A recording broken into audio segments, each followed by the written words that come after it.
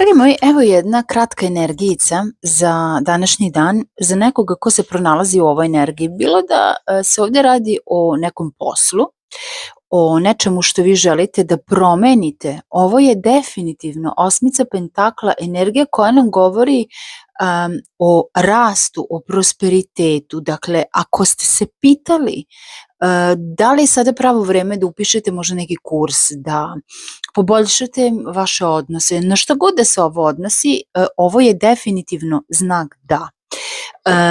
Istina, truth, dakle definitivno ako ste postavili neko pitanje univerzumu, Bogu, kome god, dakle definitivno je ovo odgovor da, ovdje se traži neka istina, budite iskreni sami sa sobom i definitivno se fokusirajte na svoju intuiciju.